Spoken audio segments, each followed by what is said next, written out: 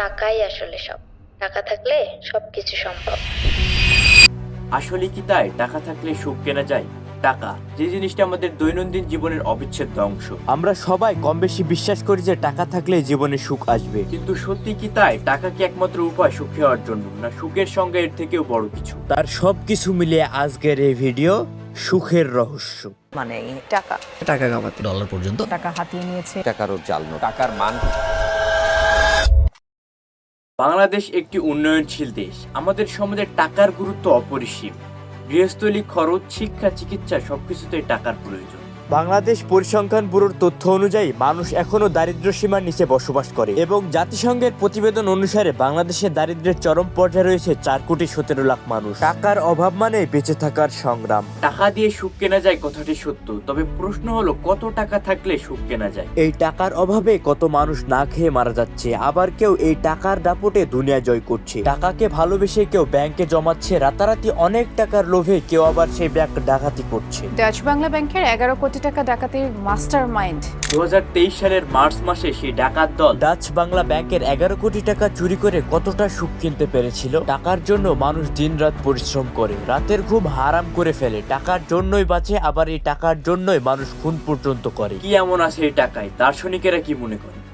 দার্শনিকদের কাছ থেকে সুখ ও টাকার হিসাব জানতে হলে তার আগে আমাদের ধন সম্পদ কি জিনিস তা জানতে হবে। গ্রিক দার্শনিক এপিকারসের দর্শন থেকে পাই, if you wish to make Pythocles wealthy, don't give him more money, rather reduce his desires. কথাটি ভাঙলে এর অর্থ দাঁড়ায় ধন সম্পদ আর টাকা পয়সা এক জিনিস না। ধন সম্পদ অর্থ আকাঙ্ক্ষার হ্রাস বা আকাঙ্ক্ষাকে কমিয়ে দেওয়া। একটি উদাহরণ দেওয়ার মাধ্যমে আরো ভালোভাবে ক্লিয়ার করছি। ধরুন আপনি একজন ধনী লোক, আপনি ভাবলেন সাইকেল চালানোর থেকে মোটরসাইকেল চালানো অনেক ভালো, কিন্তু মোটরসাইকেল চালাতে চালাতে আপনার প্রাইভেট কার কেনার আশা না জাগার নিশ্চয়তা কতটুকু?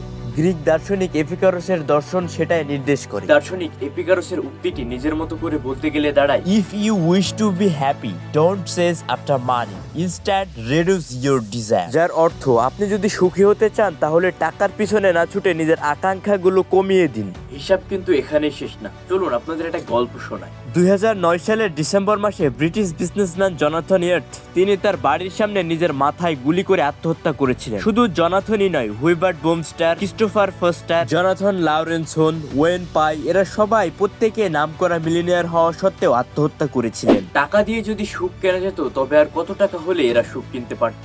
দার্শনিক আর্থার শাপেনহাওয়ারের মতে সম্পদ একটা সাগরের মতো, যতই পানি পান করা হোক না কেন তৃষ্ণা ততই বাড়বে। আদম আলাইহিস সালামকে আল্লাহ সৃষ্টি করার পর শয়তান খুব ভালোভাবে পর্যবেক্ষণ করে বলেছিল, আদম সন্তান কখনোই স্যাটিসফাই হবে না, এরা যত পাবে তত চাইবে।